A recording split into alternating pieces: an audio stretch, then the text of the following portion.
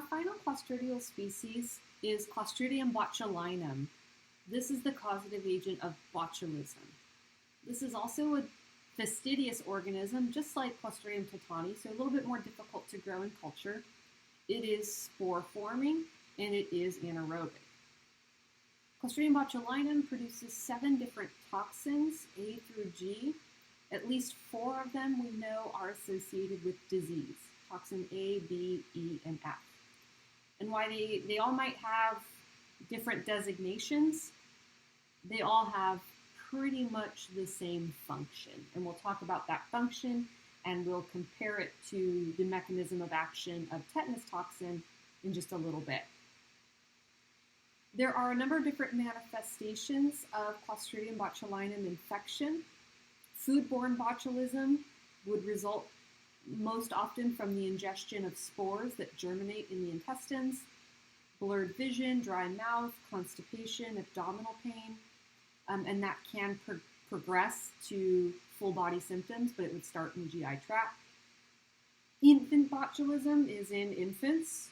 Initially, nonspecific symptoms. It's very hard for an infant to tell you what the problem is. They're constipated. They have a weak cry. They may have what we call failure to thrive, where basically they don't seem to be growing or hitting milestones like they should, and that can progress to flaccid paralysis and respiratory arrest. Wound botulism, same kind of idea, weakness in the peripheral muscles, flaccid paralysis, longer incubation period, and it's not always going to be associated with things like constipation, because your symptoms are basically going to start wherever the bacterium got into the body, wherever the toxin is first being produced. Inhalation botulism, very rapid onset of symptoms, which again include flaccid paralysis, but will also include pulmonary failure. The inability to expand and contract the diaphragm, to expand and contract the lungs. High mortality rate from inhalation of botulism toxin, or the botulinum toxin. Botulinum toxin is an AB toxin, just like tetanus toxin or tetanospasmin. It binds to sialic acid receptors in glycoproteins, just like tetanospasmin. However, in this case, the proteins being inactivated by the A domain are involved in the release of acetylcholine. So in this image, we can see that the botulinum toxin prevents the release of acetylcholine. This prevents muscle contraction.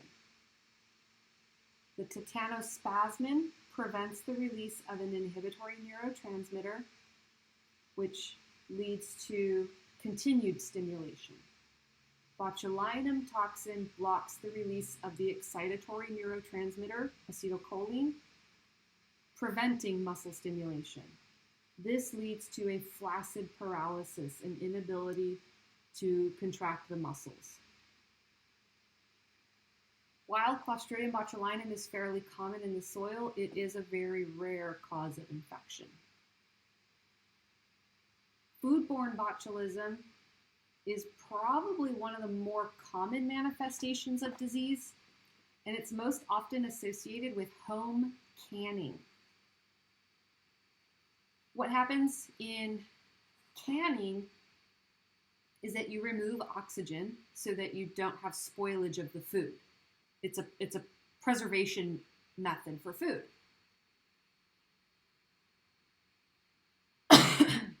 In industrial or commercial grade canning operations, they have the ability to get to the appropriate temperature, the appropriate pressure to destroy spores of Clostridium botulinum.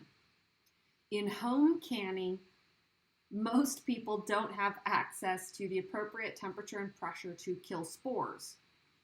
So it is possible that the spores could germinate in the anaerobic environment of the can, leading to production of toxin. So your patient could have either eaten spores that were still on the food that hadn't germinated yet. They could be eating live bacteria that have germinated and are on the food, or they could be eating toxin, all leading to the symptoms of weakness and dizziness, blurred vision, dilated pupils, dry mouth, constipation. And in these patients, again, death results from respiratory paralysis. Once the toxin has spread from the GI tract to the diaphragm, your patients can no longer breathe, and they'll die. Recovery can take months to years. Much like with tetanospasmin, the botulinum toxin binding to the end of a nerve at the neuron, that's permanent. And so you have to wait for a new nerve ending to regenerate to begin producing acetylcholine to allow for control of the muscles again. So in this case, you put your patient on a ventilator and you hope for the best. Most patients are going to be able to clear the bacterium, so you won't have the development of these severe symptoms. Foodborne botulism can have a relatively high mortality rate if not promptly treated, but even with prompt treatment, we can sometimes see mortality upwards of 10%. More concerning would be something like infant botulism. If you have children or you've been around children, you may have heard that you shouldn't give honey to a child under the age of 1. That is because honey can often contain Clostridium botulinum spores. Infants don't have a robust enough immune response in their gastrointestinal tract. They don't have the really highly acidic stomach pH that adults might have, so they're more susceptible to having the bacteria colonize the GI tract. And again, we have nonspecific initial symptoms, but usually this results in a pretty low mortality. We just want to avoid the risk as much as possible. Wound botulism is because you have gotten a wound. It got contaminated most often with soil containing botulinum spores. The spores were able to germinate inside the deep tissues of the wound, and you'll have similar symptoms developing that flaccid paralysis, maybe the dry mouth, longer incubation period, and fewer GI symptoms. So again, it's just really important to make sure all of your wounds are clean. If you have a really deep wound, you may want to see about getting it debrided to get everything out of there. Inhalation botulism is not a result of infection. This is not something we see. Inhalation botulism is a result of inhaled botulinum toxin. So if the toxin is purified and inhaled, you have a rapid onset of symptoms and a high mortality. And as you might imagine, this would be a potential bioweapon. It would not take very much botulinum toxin in order to literally kill every person on the planet.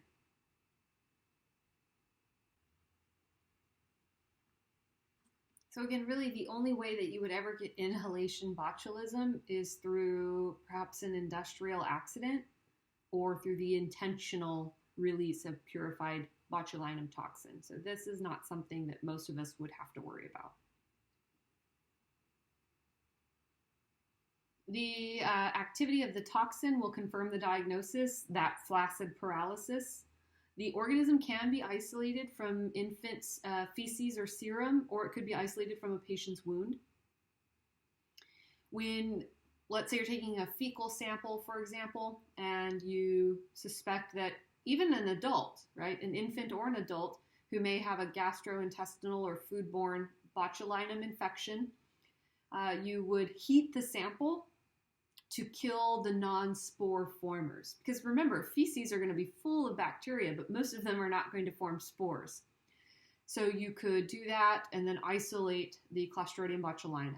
You could also do that same type of neutralization assay in mice, but again, the mice are going to get botulism and they're going to die. Treatment with ventilation. So if a patient has started to experience symptoms of respiratory paralysis, prompt ventilation is going to be critical for saving their lives. Gastric lavage, if you have a foodborne illness, to basically flush out everything that's in the GI tract. metronidazole or penicillin, and then, of course, antitoxin. We currently do not have a vaccine for botulinum toxins, so you would have to have preformed antibodies in order to neutralize the toxin.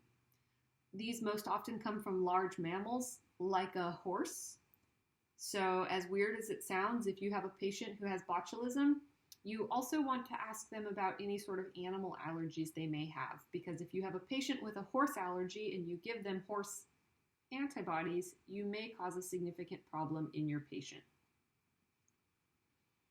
Prevention is through destroying of spores, proper food preparation and storage, and do not allow an infant to consume honey.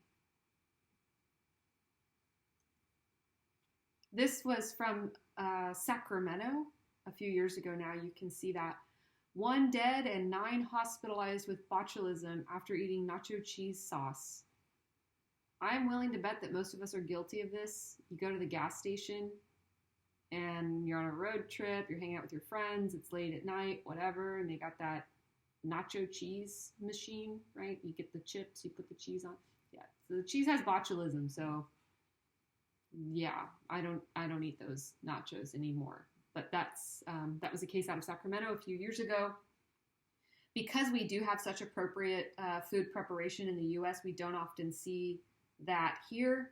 But the largest outbreak in the U.S. was in the 70s, and somewhere between 50 and 60 people got sick from eating poorly preserved jalapenos. So you can't have nacho cheese, you can't have jalapenos, they just ruin everything. I'm just kidding. You can have nachos, you can have jalapenos. But when you are purchasing sealed products, so cans, jars of like jelly, anything like that are sealed, it's really, really important that when you get them, if you get a can, if it's bulging, if you see a bulging of the can, that could mean that Clostridium botulinum was in there growing and producing gas as a byproduct. You would never want to eat that. If you buy jelly, next time you buy jam or jelly in the glass jar and you open it up and you hear that pop, that means that there was no extra air in there. If it's already popped up when you buy it, don't buy it. Take it, throw it away, tell somebody at the store. Never buy a jam or a jelly that doesn't have a pop top or that has an already popped top. You want to get that pop when you open the glass jar. So just be careful with the food products you buy. Be careful with the food products you prepare. You can avoid botulism infection. Of course, we may be aware that lots of people of a certain age have absolutely no problem injecting this very potent neurotoxin into their body. The trade name for this is, of course, Botox. So why does Botox prevent you from having wrinkles? Because when you inject Botox into your face, it prevents the muscles in your face from being able to contract, which prevents the muscles in your face from being able to cause your skin to bend and form wrinkles. So you, if you get Botox, are injecting one of the most potent neurotoxins in the entire planet into your face to prevent wrinkles. There are more significant or more serious medical benefits to Botox. For people who have hypersweating, injection of Botox into the sweat glands can prevent hypersweating. And for people who have migraines, Botox has been shown to lessen the symptoms of migraines. So some people purposefully inject botulinum toxin into themselves, sometimes for vanity, but oftentimes for important medical treatment.